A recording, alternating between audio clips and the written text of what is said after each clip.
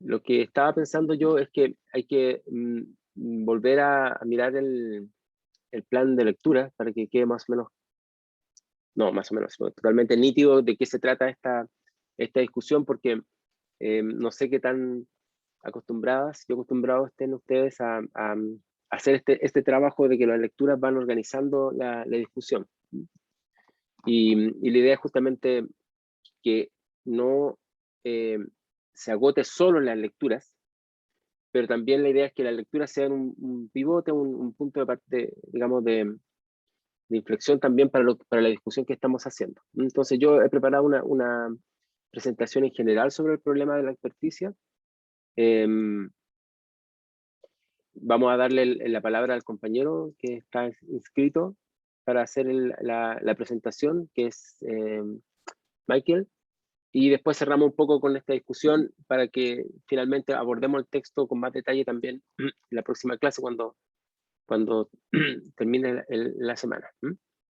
Bien, entonces, podemos hacer como la vez pasada, una presentación general del texto, más o menos qué le significó, digamos, como lectura al compañero que se inscribió, pero también compañeros y compañeras pueden y deberían, de hecho, intervenir, digamos, con opinión, etcétera, al respecto. Así que primero empecemos con Michael, ¿no? ¿Sí? Y de ahí continuaríamos con la discusión, si les parece. Oh, hola, Okay. buenas Hola, tardes. hola. Sí, fue un desafío igual leer el texto porque estaba en inglés. Sin embargo, ahora lo que voy a aprender a hacer es hacer un resumen de los principales planteamientos y la perspectiva que plantea el autor brevemente. Bueno, el texto habla principalmente de los expertos, la sociedad del conocimiento, la expertise y cómo el conocimiento está en todo lado, al fin y al cabo. Eso es lo que concluye. Bueno, plantea principalmente que hay expertos y hay personas normales, hay científicos, hay todo tipo de... Ah, ok, ya, ahora entendí. Sí, hay todo tipo de personas que participan dentro de la creación del conocimiento o que no participan dentro de esta. Y han habido también muchas sociedades donde se ha tratado a los expertos de distintas formas. Principalmente destaca tres tipos de sociedades, que es la sociedad tradicional, la industrial y la contemporánea, que sería la sociedad del conocimiento. En las tradicionales se destacaba por la expertise o el conocimiento científico, bueno, no científico, el conocimiento en general se basaba en Dios, en la naturaleza, y la toma de decisiones estaba en base a esos tipos de saberes. Ya más adelante, en la sociedad industrial, empiezan a haber otro tipo de problemas y otra forma de producir el conocimiento. Además empiezan a crearse bueno, la gente se empieza a especializar, comienza a haber mayor tipo de estudio, mayor tipo de universidad, las personas también comienzan a estudiar más, existe una proliferación de cierta forma se socializa aún más el conocimiento, pero de grado me refiero, de que la gente empieza a entrar más a la universidad y empieza a tener una chapa, por decirlo de cierta forma. Y finalmente ahora en las sociedades del conocimiento comienza a ocurrir un factor interesante, porque como podemos ver actualmente hay tecnología prácticamente en todos lados, hay redes sociales, ya hay información por acá, por allá, están los periódicos, prácticamente en Europa todas las personas van a la bueno, no todas, pero gran parte de las personas van a una universidad, y aquí en Chile también ocurre lo mismo, con la gratuidad, bueno, personas como yo, y me imagino que varias de acá también comenzaron a tener como esta oportunidad de estudiar, y bueno, de cierta forma empezaron a haber más expertos, por decirlo de cierta manera. Sin embargo, en el último tiempo ha comenzado a haber una desconfianza en estos expertos. Si bien hubo una proliferación que podemos recordar, más o menos haciendo quizá un ahínco histórico, podríamos decir que en los tiempos de la dictadura se confiaba harto en los expertos y se planteaba que principalmente los expertos de afuera eran los que tenían las soluciones a los problemas del país. Sin embargo, actualmente hay una mayor desconfianza en, en, sí, en los expertos, por decirlo de cierta forma. Y empiezan a haber diferentes actores que comienzan a participar y a socializar el conocimiento. Y de cierta forma, la toma de decisiones y la creación de conocimiento comienzan a ser dos cosas separadas que en el pasado estuvieron juntas, que estuvieron de la mano.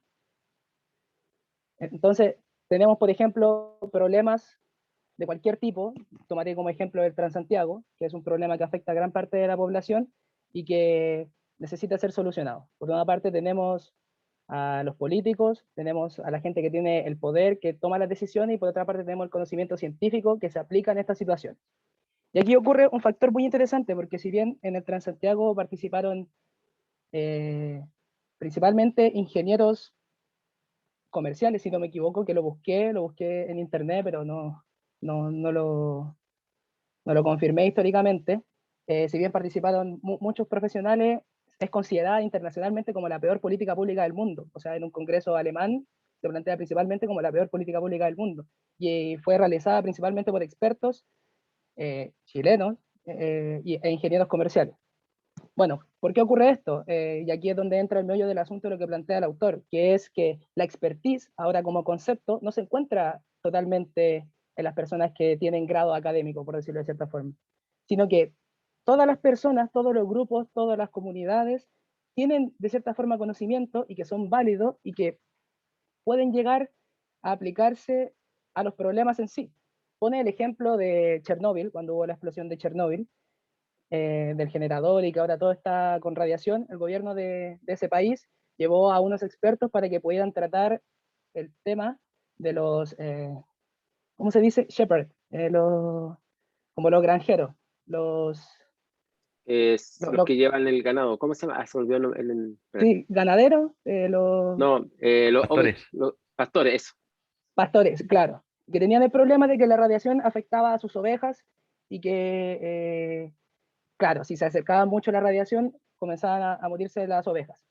Y bueno, llegaron un equipo aquí de expertos a intentar solucionar el problema y ver cómo actuar, de cierta forma, darle un consejo al gobierno para que ellos tuvieran la toma de decisión. Y bueno, no salió como esperaban, para nada, porque en el momento de incertidumbre la ciencia normal resulta no ser tan práctica. Y los conocimientos que tenían los pastores, ya que viven así, trabajan así y producen de esta forma, también resultaron ser totalmente valorables y acertados a la hora de solucionar este problema, ya que conocían cómo se comportaba el ganado, conocían cuáles eran los lugares quizás más complicados o dónde podían pasar, dónde podían beber agua y todo eso. Entonces, lo que plantea el autor, en síntesis, es que hay expertise en todos lados, no solamente en los expertos de grado o los científicos, por decirlo de cierta forma, y que es la conjunción de los saberes la que podría articular correctamente una buena toma de decisión. Y eso.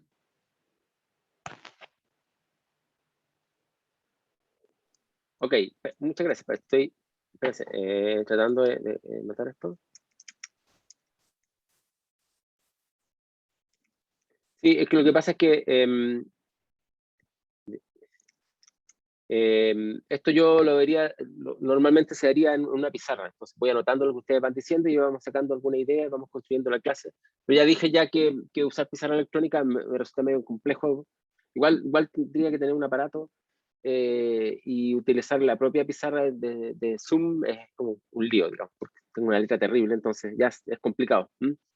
Así que lo voy anotando acá. Entonces, bueno, gracias Michael por la presentación.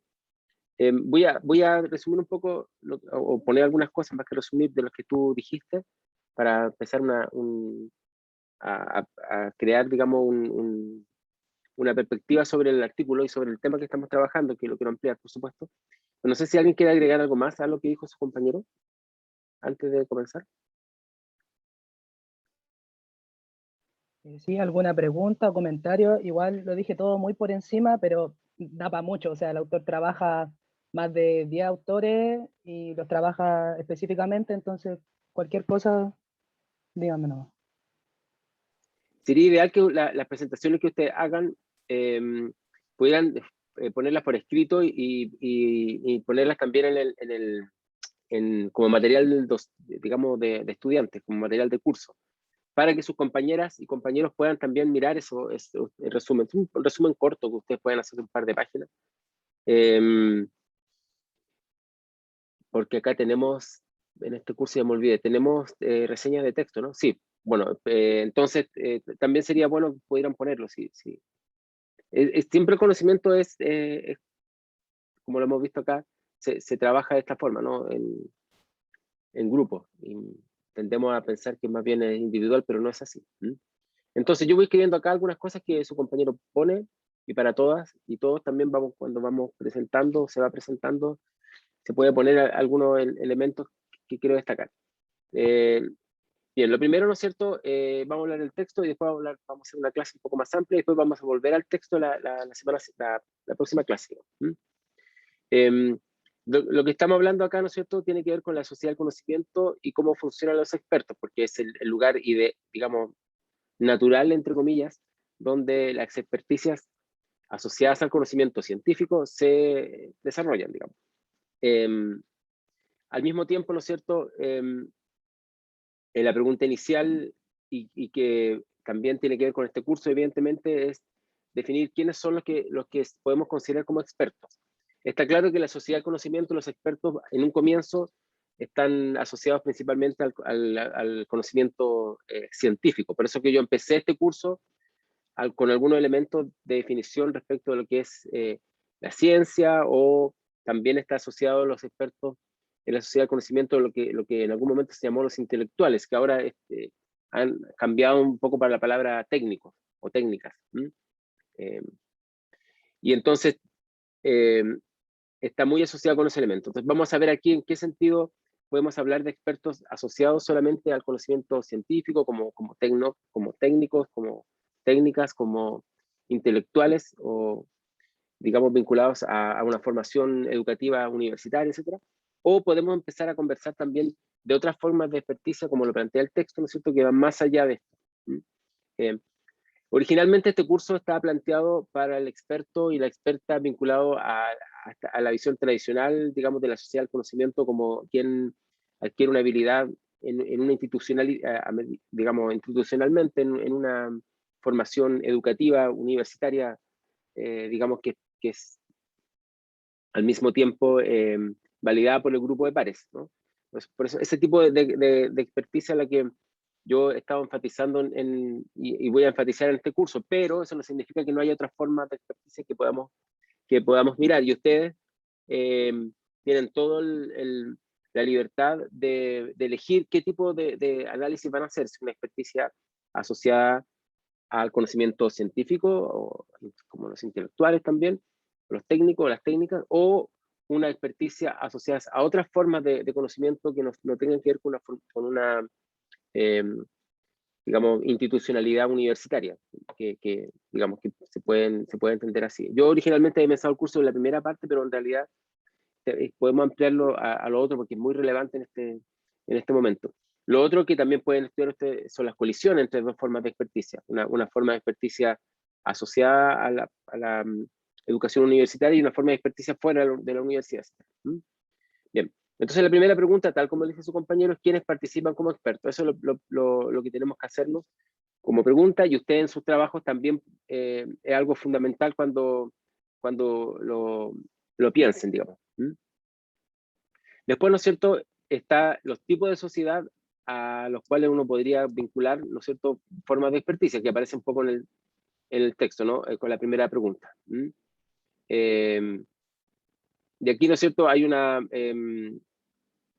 mirada sobre las formas de reconocer las experticias, que no vamos a entrar en los detalles porque ya lo leyeron ustedes en el texto y de alguna manera su compañero lo dijo, pero evidentemente que se hace una visión histórica que se puede, digamos, también se puede mirar también desde un punto de vista filosófico sobre el tema de los tipos de sociedades donde los expertos o expertas están actuando. Un elemento importante, ¿no es cierto?, es cómo se socializa el conocimiento en la llamada sociedad del conocimiento, justamente, ¿no es cierto?, y cómo eso ha permitido una suerte de proliferación de las experticias.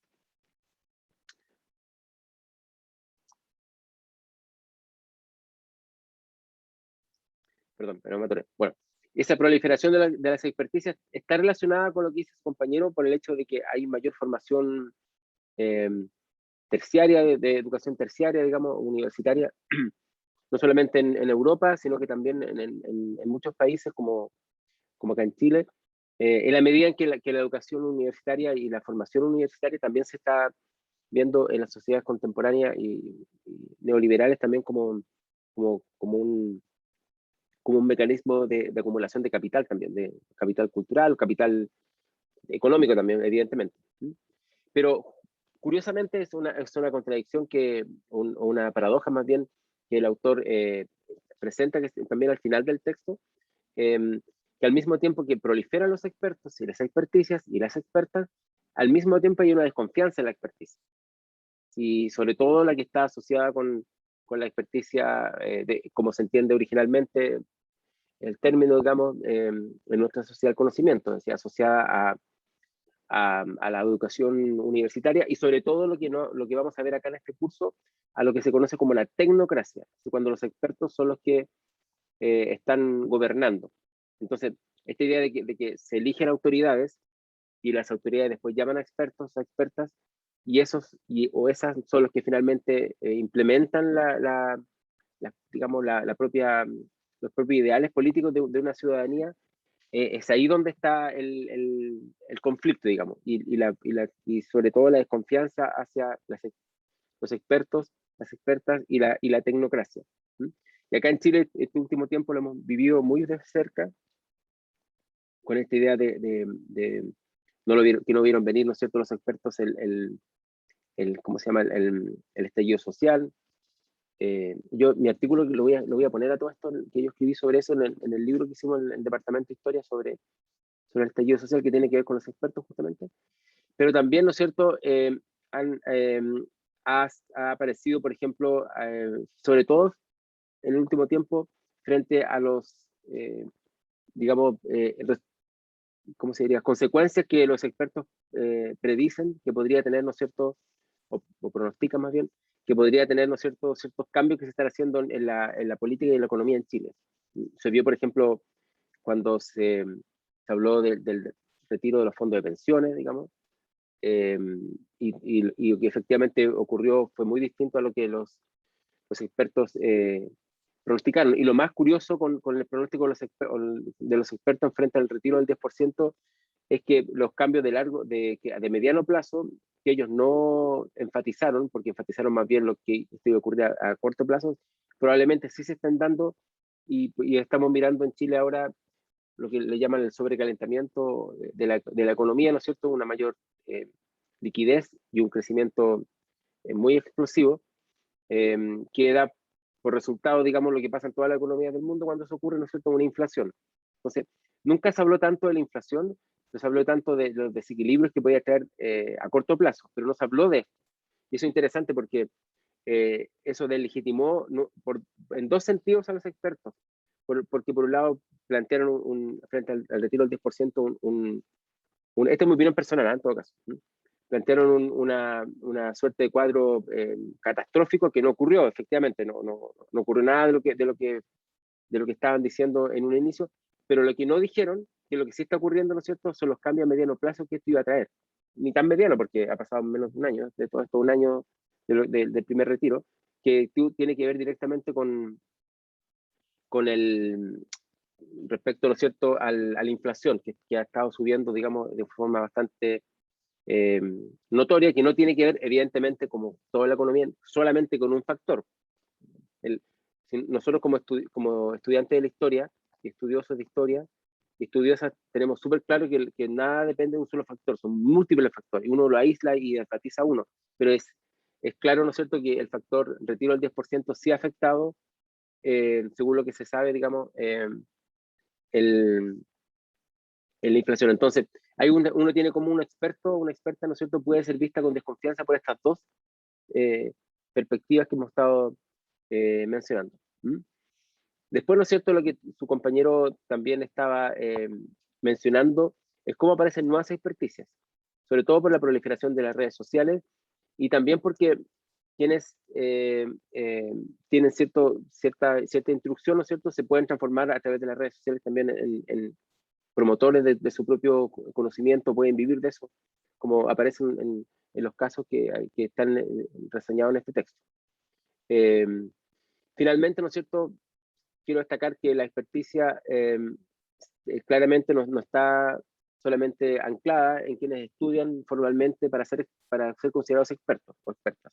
Hay muchas formas de experticia, como lo dijo su compañero, y lo que se propone al final es una suerte de conjunción de saberes entre aquellos que tienen una experticia, digamos, no formalmente reconocida por haber estudiado en la universidad, junto con aquellos que sí la tienen, para, ¿no es cierto?, poder ayudar a la toma de decisiones, que es el gran tema de la sociedad del conocimiento.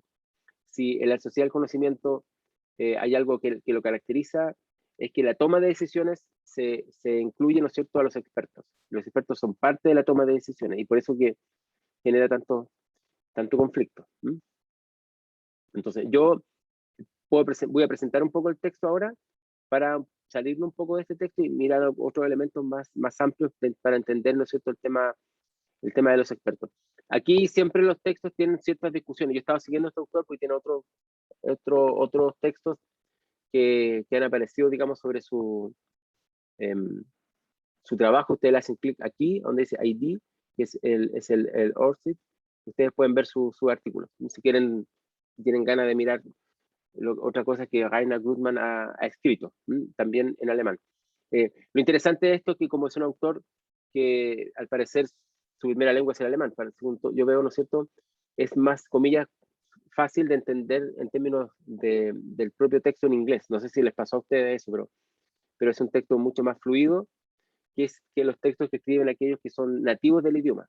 Eso, aparte, bueno, un texto científico tiene las mismas características de cualquier texto científico y es una nomenclatura que nosotros podemos aprender a trabajar. En todo caso, si ustedes necesitan lo voy a mandar inmediatamente, si ustedes necesitan una ayuda para la traducción de textos, ¿no es cierto?, utilicen un traductor que tiene una inteligencia artificial que es súper bueno, que no sé si ya se los mandé en algún momento, se lo voy a mandar por acá, por el chat, que es el Deep Translator.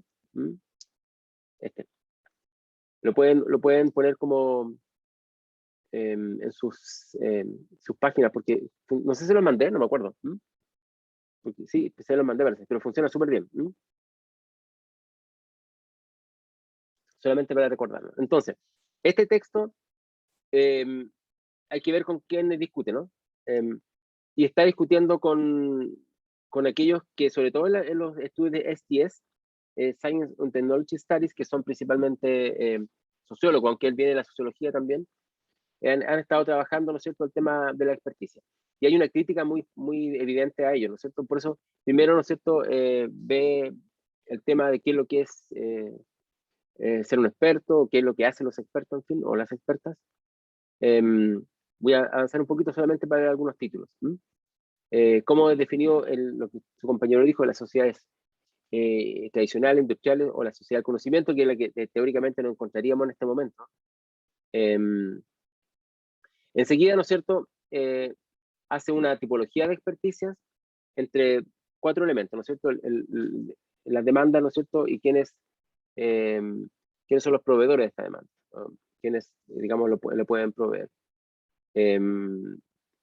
Entonces estarían por un lado el gobierno, los negocios, digamos, las ONGs y los ciudadanos, y por otro lado estarían los expertos científicos, los profesionales expertos, o ¿no es cierto?, un campo de experticia un poco más amplio. Vamos a verlo después, ¿no es cierto?, porque aquí hay varios elementos que son interesantes de entender para ver cómo funciona en la sociedad del conocimiento. Todo esto puede, si uno lo mira para otro periodo de tiempo, como historiadoras podemos mirar que tiene ciertas diferencias.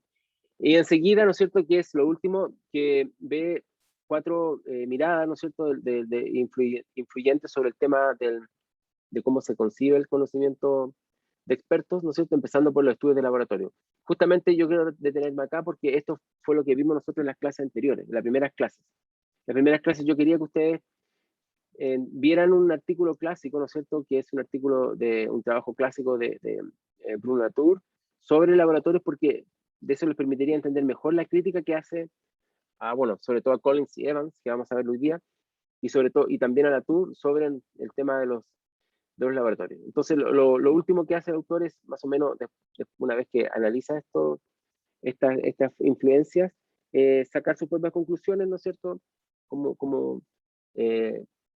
Y el tema que su compañero ha dicho, ¿no es cierto? Que es integrar otras formas de experticia y no critica respecto a los estudios de STS que solo ven, ¿no es cierto?, la experticia actuando al interior de estos espacios como los laboratorios, y cómo eso lo transfiere directamente al ámbito social, por ejemplo, de toma de decisiones políticas.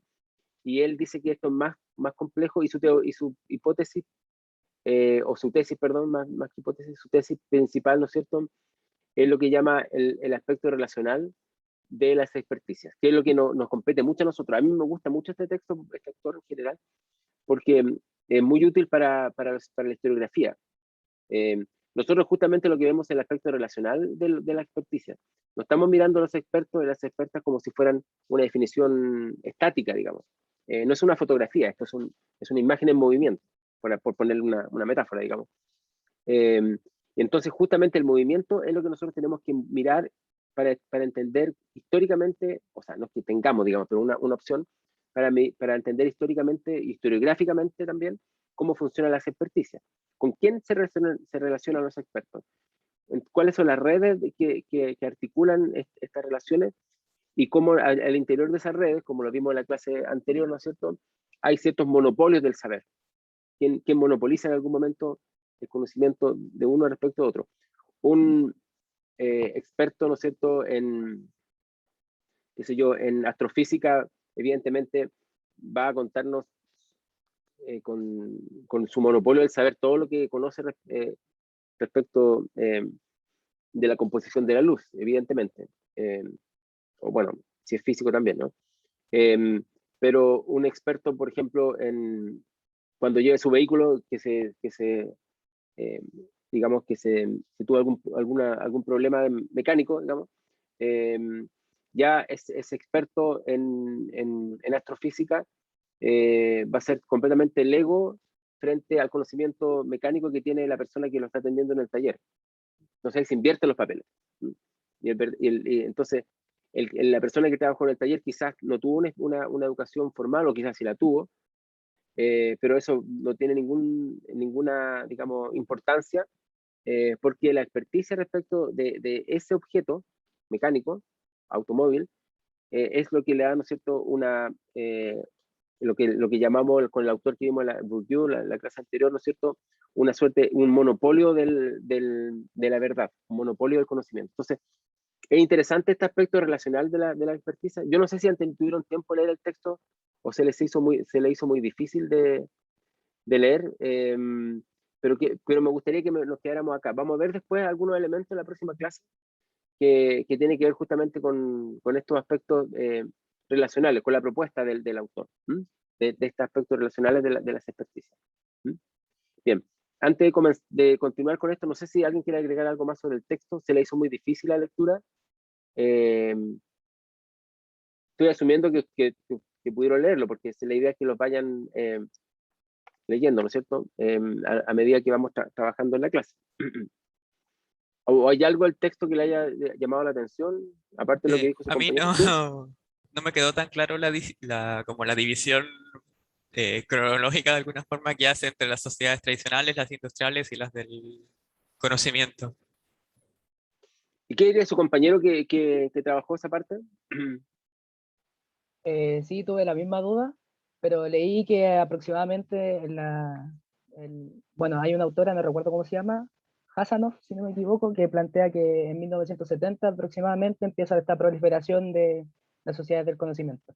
Pero la diferencia entre como lo moderno y lo postmoderno sería lo que plantea Simon Bauman, que también aparece en el texto, pero en cuanto a fechas tampoco, no sé, no lo tengo claro. Sí, Sheila Jasanoff es una de las extraordinarias, digamos, autoras de estos temas, que no lo vamos a ver con tanto detalle acá en este curso, pero es una de nuestros grandes, digamos, fuentes y inspiraciones teóricas. Bueno, ella también como persona, que es una persona bien, bien especial. Así que también está citada, digamos, en este texto. Ahora, no, esto no es tan cronológico como aparece en el texto, porque la sociedad, ustedes lo saben muy bien, ¿no es cierto? No pasamos por etapas, que una etapa siga a la otra. O sea, no pasamos de una etapa tradicional a una etapa industrial y después pasamos a una etapa, digamos, de la sociedad del conocimiento y se van dejando de lado las otras. La etapa religiosa tradicional también puede coexistir junto con la etapa, ¿no es cierto?, industrial. Evidentemente, por otro lado, en términos cronológicos, hay hitos que uno podría considerar. Y entonces uno tendría que considerar en qué momento el conocimiento científico pasó a ser considerado de una manera distinta y lo que son los líderes religiosos, ¿no es cierto?, empiezan a tener cada vez menos respuesta para lo que son las demandas de las personas, etc. Y eso tiene que ver en Europa, por lo menos, con la revolución industrial a partir del siglo XVI. Eso está claro, ¿no? Cuando Galileo Galilei levanta su catalejo y lo transforma en un telescopio, y lo adapta también, y puede, ¿no es cierto?, y descubre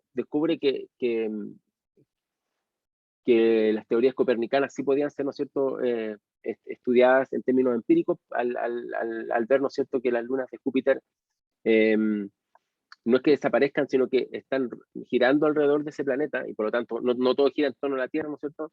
En ese momento se produce lo que se va a llamar, ¿no es cierto?, la secularización de la sociedad, que permite, ¿no es cierto?, que entre otros actores, más allá de la Iglesia, a decir en Europa qué es lo que ocurre en el mundo, ¿no es cierto? Es un momento que uno podría ver que hay un cambio de una sociedad tradicional a una sociedad que se va a transformar en una sociedad industrial también, al mismo tiempo, porque la industria en Europa está relacionada directamente con la revolución también científica, van de la mano.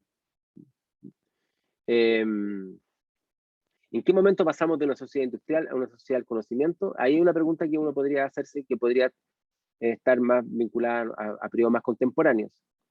Lo que no significa que la sociedad industrial desaparezca de alguna manera, pero el énfasis está más puesto en esta relación que hay entre toma de decisiones y conocimiento técnico. Entonces, en la sociedad industrial el gobernante sigue tomando decisiones de forma autónoma. En la sociedad del conocimiento, el gobernante o la gobernante toma decisiones dependiendo del conocimiento técnico, dependiendo digamos, porque el Estado se transforma en algo mucho más complejo, digamos, dependiendo del uso de la estadística, dependiendo del uso de conocimiento sobre cualquier cosa, ¿no es cierto?, que de la economía, etcétera. Y ahí hablamos un poco de la tecnocracia, como en esa parte, en la sociedad del conocimiento, cuando encontramos la tecnocracia. Ahora, frente a la pregunta de su compañero, yo no podría poner una fecha, digamos. Ustedes saben que la historia, las fechas son puntos de referencia nada más. Quiere decir que a partir de tal año, ¿no es cierto?, cambiamos de la sociedad tradicional a la sociedad digamos, de la industrial y de industrial a la sociedad del conocimiento. Evidentemente que no, pero son hitos, uno podría mirar cómo se van dando estos énfasis. Pero en general las culturas muchas veces sobreviven todas al mismo tiempo. Se impone una con mayor fuerza que otra, pero no desaparecen totalmente otras, digamos. Y eso lo podemos ver incluso a nivel global, que todavía siguen existiendo sociedades teocráticas, por ejemplo, en el mundo. Y hay lugares en el mundo donde la industrialización nunca tuvo un papel muy, muy relevante. Entonces hay que mirar a esto con cierto detalle para entender cómo se dan estas diferencias. No sé si hay otra pregunta.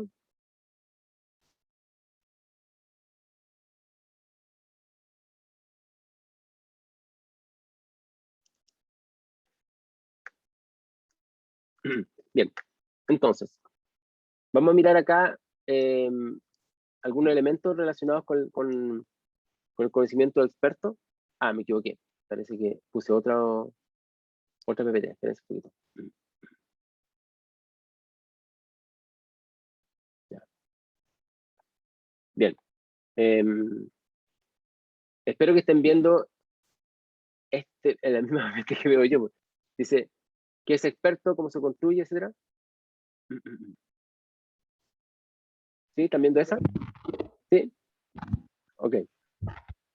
Ya. Bien. Entonces, lo que tenemos de clase ahora, vamos a mirar un poco algunos aspectos generales sobre el tema de la experticia, sobre todo con un autor, ¿no es cierto?, un par de autores que son bien famosos, que están citados como Collins y Evans, que aparecen citados en el texto de Grudman, y otros más, digamos, que podemos abordar acá. Bueno, una de las grandes preguntas que hemos estado mirando acá es, obviamente, la definición de experto. ¿Ya? Yo, como le he dicho en el comienzo en esta clase, nunca soy partidario de dar definiciones, y creo que lo más importante es que vayamos encontrando las definiciones. Entonces, ¿cómo uno lo puede, ¿no es cierto?, eso ir desarrollando, ¿no es cierto?, en las propias lecturas que van haciendo. Para ustedes va a ser muy importante también entender cómo se construyen las experticias, porque también pueden abordarlo en el trabajo que tienen que hacer en la clase. Déjame ver una cosa. Claro, en el estudio de caso. Ahí ustedes podrían tomar esos aspectos de cómo se va construyendo la experticia. Y finalmente, cómo se legitima la posición social frente a otros que disputan el poder, como lo que vimos en la clase anterior, ¿recuerdan? Que llama Bourdieu, que es el monopolio del saber o el monopolio de la verdad. Estas tres preguntas son las como diríamos, se diría, digamos, en términos, digamos, no sé, las preguntas kantianas, por así decirlo, no son kantianas, por supuesto, en kantiana en el sentido que son las más importantes, ¿no es cierto? Las fundamentales, eso quería decir. La definición de experto, cómo se va construyendo las experticias. Ya sabemos que si uno define la experticia como un elemento relacional, va a ser muy importante cómo se construyen los expertos. Yo en este curso voy a utilizar principalmente una definición relacional de experto, no tanto utilizando ciertos cuadros así estáticos, más bien se es experto y no se es experto en algún momento, digamos. Entonces, por eso la construcción es algo que tiene que ver con las relaciones con otros grupos, las relaciones sociales. Y finalmente la legitimación de los expertos, porque eso es muy importante para entender lo que se llama la tecnocracia, que es evidentemente el momento que los expertos juegan un papel fundamental en la política. Antes de tratar de entender qué es un experto, es muy importante hacerse otras preguntas, ¿no es cierto? Por ejemplo, ¿quiénes son los expertos en determinados conocimientos de técnica? Esto también es relacional. ¿Cómo se va configurando su poder en el campo del tejido social? ¿Y cómo buscan mantener la autoridad inherentemente dentro y fuera de la academia, que es un aspecto importante, ¿no es cierto? La universidad, el conocimiento científico del Estado, ¿no es cierto?, donde los expertos juegan y las expertas juegan un papel con lo que llamamos tecnocracia, que lo vemos más en la economía, pero juega un papel en los técnicos y las técnicas en varios ámbitos, y por supuesto cómo se vincula esto con la sociedad. Como este es un curso de historia, evidentemente nos interesa mucho esta relación entre Estado, academia, o por lo último, digamos, dentro y fuera, digamos, no solamente al interior de lo que son las comunidades científicas, que nos restringirían mucho más la mirada. Bueno, como dije, ¿no es cierto?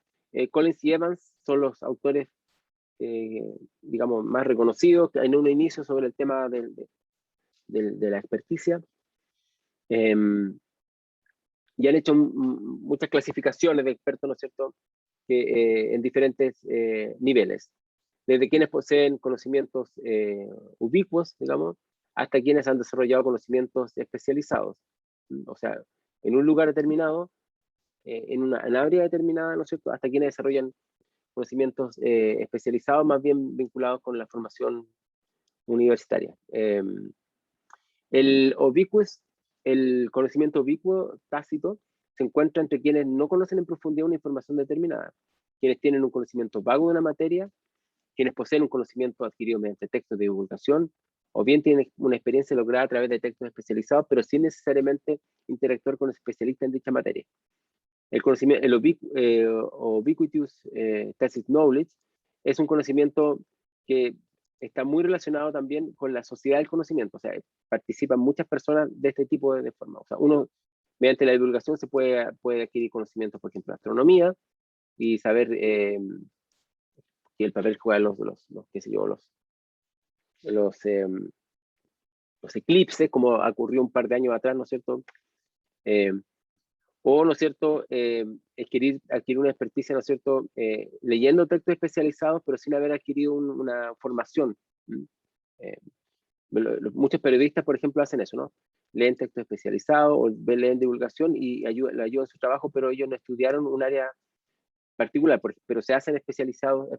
Por ejemplo, hay muchos periodistas en ámbitos deportivos, hay otros, ¿no es cierto?, en política, en economía, y ahí uno puede ver cómo, sin ser expertos, se transforman en un tipo de expertos por el conocimiento que poseen, digamos, para ciertos temas.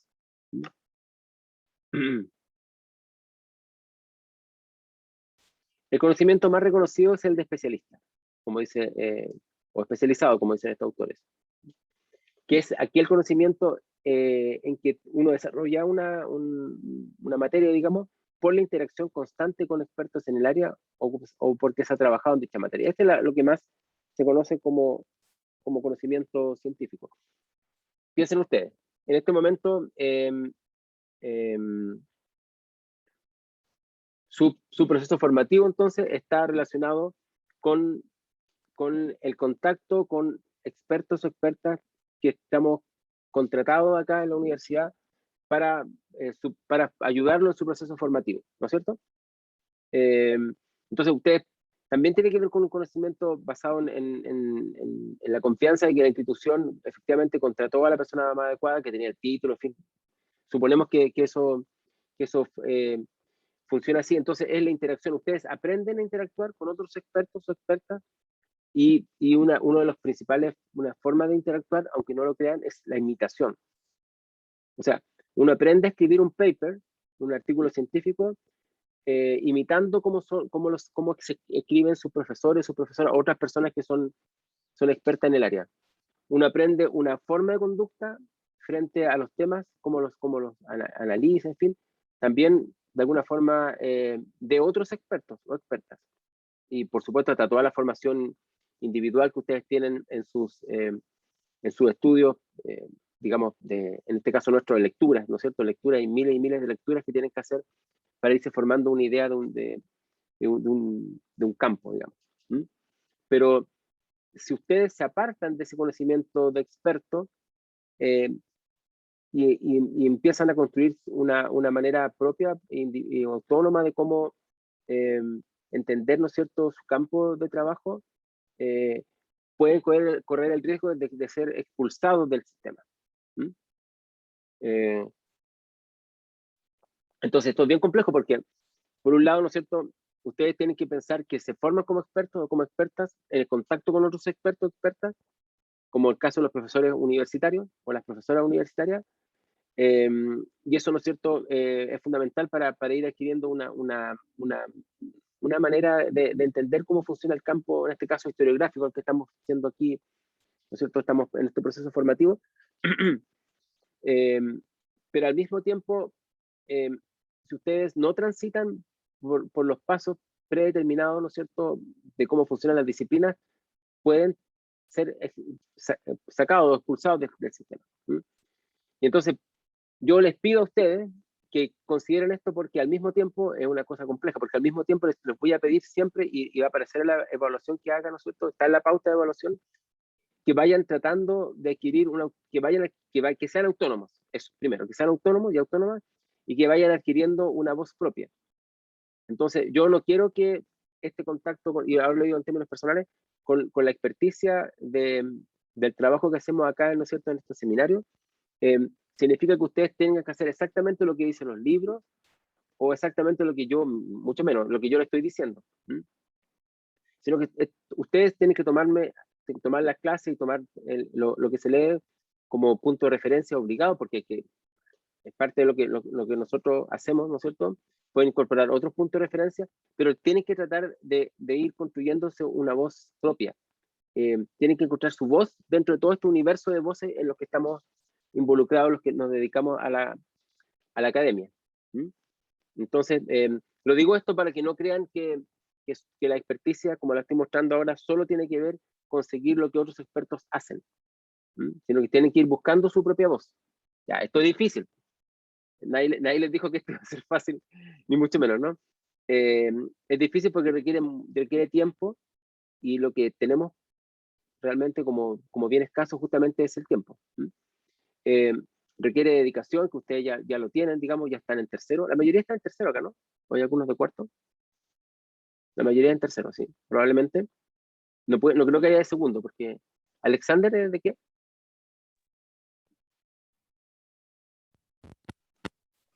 De tercero, dice Joaquín. Claro, la mayoría, ¿no es cierto?, son de tercero. Ya llevan un tiempo ya como, algunos de cuarto como formativo. Entonces, es el momento en el cual ustedes, ya saben, tienen una técnica de estudio, una práctica de estudio, y es el momento en el cual ustedes tienen que irse con este contacto con nosotros como expertos, formando una voz propia, apareciendo con un espacio que lo logre identificar, digamos.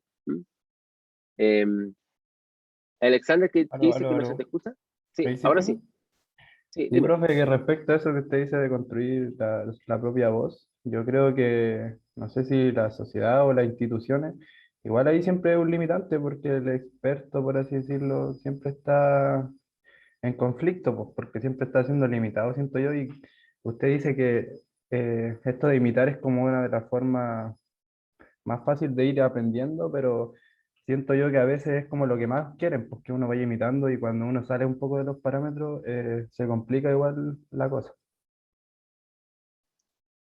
Bueno, eso es el tema. Se complica. Y lo que nosotros queremos es que las cosas se compliquen, por lo menos desde mi punto de vista, más que sean de otra forma. Entonces, si es complicado, pero que sea complicado no significa que ustedes no lo intenten de alguna forma. Eh, y la imitación no es que sea no solamente la forma más fácil, sino que es la forma habitual que nosotros tenemos para aprender. Eso está súper estudiado, y suena un poco feo que uno lo diga porque uno como si fuera como si fuera algo pasivo. La imitación por ningún motivo es algo pasivo, la imitación es algo completamente activo. Uno cuando imita no copia directamente, no reproduce exactamente, sino que imita lo que cree que tiene que imitarse, y siempre lo va reformulando. Toda imitación es reformulación. Ustedes estudiaron, ¿no es cierto?, el Renacimiento, que es una imitación de la antigüedad. Si ustedes dirían que el Renacimiento está calcado lo que es la antigüedad, ustedes dirían que la formación de la República en el siglo XIX o en el siglo XVIII, ya en los Estados Unidos, es una imitación de la República de la antigüedad. Por ningún motivo, es completamente distinta, y sin embargo hay un sentido de imitación. La República virtuosa de la antigüedad, ¿no es cierto?, es transformada en el virtuosismo de una manera muy distinta a la noción de ciudadano que tenemos en la antigüedad, de un ciudadano de una república. Entonces, solamente por poner un ejemplo. Entonces, yo entiendo que lo dice Alexander es efectivo, que es difícil, es complicada, pero yo les animo y las animo a que ustedes encuentren su voz propia, porque ustedes sí pueden hacerlo. Y es el momento en el cual uno busca una voz propia, es justamente cuando es joven, cuando está iniciándose. Incluso no hay que llegar solamente al doctorado para decir, ya ahora estoy encontrando mi propio lugar en el marco de los historiadores o las historiadoras. También uno lo puede hacer cuando está recién iniciándose en el bachillerato, en la licenciatura. También lo puede hacer. Ya, no, es difícil y puede ser complejo, digamos, porque tiene sanciones, claro. Tiene sanciones por los propios expertos, que marcan un límite súper claro de lo que se debe y lo que no se debe hacer. Pero bueno, ustedes son jóvenes, son rebeldes. No solamente sean rebeldes en términos de la política, que me parece súper bien, sean rebeldes también en la propia manera de entender la historiografía. Hay un elemento que yo les quiero comentar, no quiero ahondar mucho en esto porque me voy a perder el hilo de la clase y eso no me gusta. Pero hay un elemento que yo les quiero comentar. Hay una crítica que han hecho desde que yo estoy trabajando como profe en la universidad, que hacen los jóvenes, muy fuerte, que lo he visto muy fuerte este último tiempo, que es la relación de la academia con la sociedad, fuera de la universidad. Y eso, ¿no es cierto?, es una crítica que es constante. Y claro, es bien complejo para los académicos y académicas que tenemos muchas, digamos que tenemos que hacer una carrera al interior de la universidad, la posibilidad de conectarse fuera de la sociedad. Yo sé que hay colegas que lo hacen y lo encuentro extraordinario, y uno se conecta de otra manera, digamos. Tal vez no todos se conectan de la misma forma con la sociedad, pero por ejemplo, ahí hay una cosa que ustedes pueden imprimir una voz propia, digamos, de cómo se conectan con el mundo en el que viven, con la sociedad.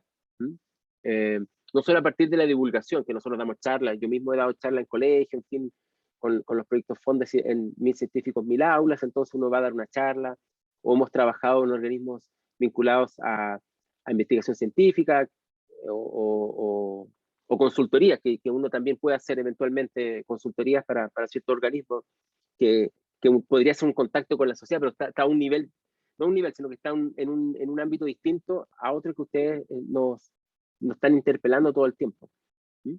Bien, es difícil, tiene sus riesgos,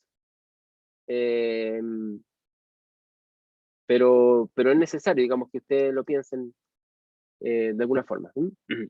Bien, entonces, esta interacción constante de expertos en el área, ¿no es cierto?, es lo que estamos haciendo en este momento. Expertos o expertas, ¿no es cierto?, se contactan con ustedes y ustedes son formados y formadas, ¿no es cierto?, de esta manera. La pregunta que se hacen muchos autores, sobre todo Collins y Llaman, que digamos que es fundamental para este curso, ¿no es cierto?, cómo se llega a ser experto. Ya vimos alguna respuesta que dio su compañero respecto de la etapa en las cuales uno podría hablar de experticia, la etapa tradicional, la sociedad tradicional, la industrial y la sociedad del conocimiento. Dependiendo del momento en que uno se sitúe, la forma de constituirse como experto o experta, ¿no es cierto?, va modificándose, evidentemente. Uno de los aspectos que es muy importante considerar es que la experticia es, como lo vimos, algo relacional. Siempre se constituye ante un otro o una otra. Por lo tanto, aquí hay procesos de negociación, hay procesos de transformación y también de resistencia, que se dan en contextos sociales, políticos, legales y económicos, ¿no es cierto?, en los cuales se configura la experticia. Yo quiero que ustedes destaquen esto porque la construcción de un experto es siempre un proceso social que va más allá del espacio en el cual uno se mueve, ¿no es cierto?, un espacio de negociación, de transformación y resistencia. Y ahí ustedes pueden ver también en la formación universitaria cómo se da esto, ¿no? Hay una negociación, uno puede poner lo que le interesa.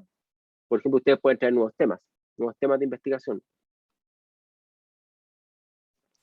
Y que no estén, por ejemplo, en un curso. O sea, me refiero, ustedes perfectamente tienen la posibilidad de incluir nuevos temas de investigación o temas en los cursos que estamos dando. Ya, yo sé que ustedes me dirán, ok, que un profe cambie un curso después de que empezó porque a alguien se le ocurrió como alumno o alumna o estudiante plantear un tema, pero sí es posible. A mí también me ha pasado que he presentado un curso y me han dicho faltan temas. Yo digo, ya, pero que no le alcanzo a hacer, pero después uno lo hace para el año siguiente o el año subsiguiente, porque cualquier tema requiere un buen tiempo de preparación, como ustedes lo comprenderán. Entonces, también hay elementos acá de negociación. Entonces uno dice, ya, yo no voy a trabajar el tema tan directamente, pero tal vez tú podrías hacer un trabajo sobre esto. Y está abierto esa posibilidad incluso también, obviamente, para este curso.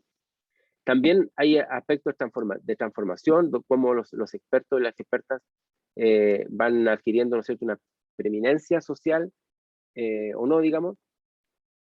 De resistencia, claro, se ve muy claramente cuando se enfrentan elementos vinculados, por ejemplo, a la tecnocracia, o cuando los propios expertos de alguna forma resisten otras formas de experticia. Hay que mirarlo un poco de esta perspectiva, como dice aquí, ¿no es cierto?, siempre ante un otro o una otra. Así miramos las experticias. Y esa es la pregunta que hay que hacerse. ¿Quiénes son los otros o las otras que están presentes en esta forma de construir las experticias? La posibilidad de formar redes locales o globales, dirigir proyectos de investigación, le confiere autoridad, ¿no es cierto?, y pertinencia a algunas personas para el cumplimiento de determinadas tareas. Eso, ¿no es cierto?, es lo que se conoce como expertos, y los otros son conocidos como legos, amateurs o no expertos. Aquí es justamente relacional. O sea, el que pasa por esta circunstancia, digamos, de ser formado en estas redes, va a tener la autoridad de hablar como experto. Y esto también ocurre en el caso de los que estudian un área determinada. Ustedes, y también depende del grupo, porque ustedes, por ejemplo, y que lo comentamos la otra vez, parece, si, que me pasaba a mí, y lo comenté, ¿no?, cuando era joven, que yo leía un libro y ya me consideraba un experto en un tema, y después cada vez, mientras más he estudiado, o sea, me doy cuenta que se necesita más tiempo formativo como para poder manejar un tema, y nunca uno lo maneja con tanta propiedad realmente, siempre maneja una parte nada más. Ahora, los expertos aparecen hacia el resto de la sociedad como que manejan con propiedad los temas, pero en su propio grupo de pares se da cuenta que manejan una parte nada más de esos temas. Son dos cosas distintas, entonces es bien relacional. Ustedes como estudiantes sienten que manejan una parte de lo que maneja la profesora que le está haciendo la clase o el profesor, ¿no es cierto? Pero cuando ustedes se conectan con otras personas que no estudian historia, son expertos en historia. Creo que lo habíamos comentado antes en esta clase. Son interpelados, digamos, en su familia como expertos o expertas, ¿o no? O desde que empezaron a estudiar historia, le empezaron a preguntar cosas en su casa, ¿no? Joaquín dice que sí. Empezaron a decir qué es lo que, o a preguntar, digamos, cómo sobre ciertas cosas. Entonces uno pasa a ser un experto dependiendo también mucho de las relaciones, y una vez un experto que no es experto realmente, ¿no? Pero sí aparece como experto frente a los otros, porque sabe más, o supuestamente los otros creen que sabe más de un tema. Entonces muchas veces los expertos y las expertas no es tanto por el conocimiento que poseen, sino por lo que la gente cree que es el conocimiento que poseen. Joaquín habla, son como expertos circunstanciales. O sea, podríamos poner ese término, digamos, que depende de la circunstancia, digamos, en la cual uno se desenvuelva. Ahí yo siempre me acuerdo cuando era estudiante, voy a contar algo que no me gusta, pero digamos, no me gusta llegar a las clases a esto, pero igual lo recuerdo, que lo encuentro divertido, porque cuando era estudiante era el único latinoamericano en un seminario de doctorante cuando hice el doctorado en Alemania, y cada vez que aparecía América Latina me preguntaban a mí. Entonces yo era como el experto en América Latina. Entonces me preguntaban de Guatemala, por ejemplo, yo tenía idea. O sea, yo con suerte tenía algo de idea de Argentina y un par de cosas del Perú, y había conocido un par de países quizás, pero obviamente no conocía toda América Latina. Y frente a mis compañeros que eran alemanes, digamos, el único latinoamericano era yo. Entonces preguntaban, claro, porque esto es muy común en América Latina. Y decía, sí, claro, por supuesto. O bueno, yo también tenía que tratar de aparecer como experto frente a mis compañeros, como experto latinoamericanista. Y claro, seguramente muchas veces me equivoqué, pero bueno, ahí tampoco se podían dar cuenta. ¿Esto lo estamos grabando? Sí, bueno, no importa. Hay algunos compañeros míos que ahora son profesores universitarios, y en ese momento me creyeron, pero supongo que habrán visto otras cosas. Ya ni me acuerdo ya, pero lo único que me acuerdo es que yo era como el experto en América Latina. Entonces me paseaba por mi seminario como el experto. Cualquier cosa que pasaba en América Latina me preguntaban a mí. Y yo lo miraba por internet y trataba de dar una respuesta, supongo, pero esa experticia es interesante. Pero después, cuando ya era el ambiente latinoamericano, yo era experto, pero solamente en Chile o en el espacio de Sudamérica. Ya cambiaba mi experticia. Y después, cuando yo me enfrentaba a expertos en temas historiográficos como tal, yo ya era experto en ámbitos de la historiografía del siglo XIX, comienzo del siglo XX, en historia de la ciencia. Y después uno ya es experto, mientras más estudia, más se hace experto de cosas más pequeñas. O sea, mientras más uno domina un campo, el campo se hace más pequeño y habla con menos personas. Creo que lo había comentado, ¿sí? Respecto de los congresos y de las revistas en las cuales uno va a publicar. Entonces, volviendo a la presentación y saliendo de mis cuentos de cuando era joven, esto permite, ¿no es cierto?, entender que siempre la experticia es una relación frente a un otro. Y también así se transforman los expertos en algún momento en amateurs. o no expertos. Como dije, ¿no es cierto? Un experto en astrofísica, si se le, digamos, tiene un problema con su vehículo, ¿no es cierto? No es experto frente a un mecánico que es el que puede reparar, ¿no es cierto?, el vehículo y el que sabe, el que tiene la mayor experticia. Lo interesante acá, ¿no es cierto?, para la sociedad del conocimiento y lo que estamos mirando acá en este curso, ¿no es cierto?, es el diálogo entre expertos y no expertos. Porque ese diálogo siempre está condicionado por el contexto en el cual se produce. Evidentemente el contexto de lo que estoy hablando, del diálogo entre un mecánico y un astrofísico, ¿no es cierto?, un contexto en el cual hay que arreglar un vehículo. Por lo tanto, si la discusión fuera entre el mecánico y el científico frente a fenómenos de la física, evidentemente, probablemente, no evidentemente, pero probablemente el astrofísico va a tener mucho más monopolio del saber que el mecánico, pero si el problema, ¿no es cierto?, no es un contenido de la física, qué sé yo, sino que más bien la mecánica, pero entendido la mecánica no como la física, sino como la mecánica práctica del arreglo de un automóvil, ya el experto deja de ser experto y más bien es lego. Sea cual sea el caso, siempre el contexto de la discusión entre un experto y un experto es favorable al participante experto. Siempre el experto tiene la última palabra, y por eso es que es tan complejo esta de la tecnocracia. Porque normalmente los que no saben son presentados, ¿no es cierto?, como un complemento, pero nunca como una posición de igualdad que pueda hacer una crítica o una alternativa al experto. Y eso es lo que vamos a ver acá. Complica al momento de evaluar el trabajo del experto sin ser parte de las comunidades de expertos y al momento de evaluar, ¿no es cierto?, el papel que juegan en la sociedad del conocimiento y en lo que llamamos la tecnocracia. A ver, acá hay un...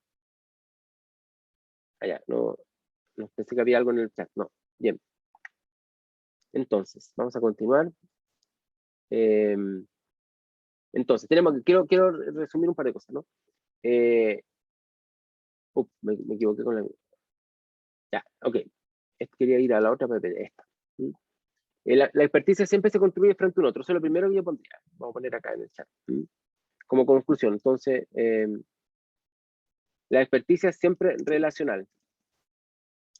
O sea, frente a otros.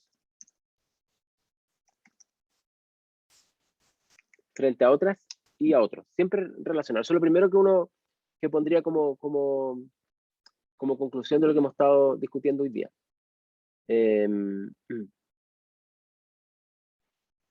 Pero después, como segundo punto, el diálogo. El diálogo entre expertos y legos es completamente favorable al experto. Es asimétrico. Asimétrico. O sea, favorable al experto o experta.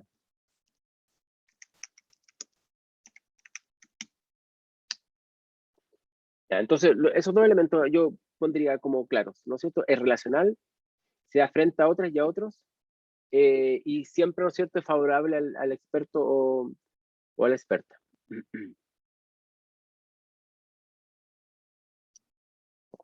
En el caso de la política se sobredimensiona la participación de los expertos en la toma de decisiones, por eso es lo que nosotros llamamos la tecnocracia. El experto, ¿no es cierto?, produce desigualdades en el acceso al conocimiento y por lo tanto produce desigualdades también en la capacidad de la sociedad para actuar. ¿Cómo la sociedad puede actuar frente al conocimiento experto cuando la relación siempre es asimétrica? Ese es uno de los grandes problemas que tenemos que enfrentar acá. Siempre es favorable al experto, por lo tanto, ¿qué posibilidades va a tener la sociedad de contrarrestar el conocimiento experto o el juicio experto cuando se están, digamos, tomando decisiones democráticas? Si el conocimiento de los no expertos no es considerado como algo válido. Dada la naturaleza de la experticia, la autoridad no deriva de la soberanía popular o de la política, no es elegido, no son votados, sino de la presunta objetividad de sus bases disciplinares. Y esto es una cosa que vamos a mirar en la próxima clase también. Y por eso que yo enfaticé todo el tema del de la ciencia, porque la ciencia se piensa como algo objetivo y se piensa como algo, ¿no es cierto?, donde no prima los intereses, sino que es como algo neutral. Por lo tanto, esos mismos elementos asociados con la ciencia, neutral, objetiva, se traspasan también al experto. Entonces las decisiones técnicas son vistas como decisiones completamente, digamos, vinculadas al problema que quieren analizar y no a algún interés particular. Y justamente todo el problema que tenemos hoy día es que ya nadie cree eso. Ya todos piensan que el conocimiento de expertos no es neutral, que el conocimiento de expertos tiene intereses detrás y que se ve como algo neutral, y por lo tanto, ¿no es cierto?, la desconfianza de los expertos y a las expertas también va por ese lado, sobre todo en la economía, pero no solamente en la economía. Bien, entonces nos quedamos con que la experticia relacional, sea frente a otras y a otros, y en el diálogo entre estos, ¿no es cierto?, legos y expertos, siempre es favorable a los expertos, porque esto es completamente asimétrico. Si ustedes discuten con un profesor o una profesora,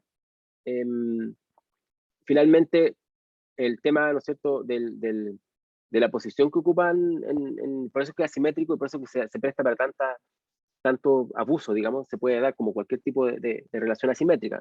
Todas las relaciones asimétricas se prestan para abuso. No todas las relaciones asimétricas son abusivas, por supuesto, sería ridículo pensarlo, pero se puede prestar para abuso. Y lo hemos estado viendo, ¿no es cierto?, también en la universidad con el tema qué sé yo, desde el acoso sexual hasta otros elementos, se puede dar, digamos, este tema, es asimétrica, y porque es asimétrica se puede prestar para abuso, pero como digo, no necesariamente tiene que ser así, ¿no?, abusiva. Pero es completamente asimétrica. O sea, la discusión que ustedes tengan con sus profesores y profesoras parte de esa relación asimétrica, lo que no significa que no pueda, ¿no es cierto?, transformarse o sea, lo que no significa que no se pueda discutir cómo enfrentar esa simetría o cómo transformar esa simetría, que es lo que podemos mirar en esta clase.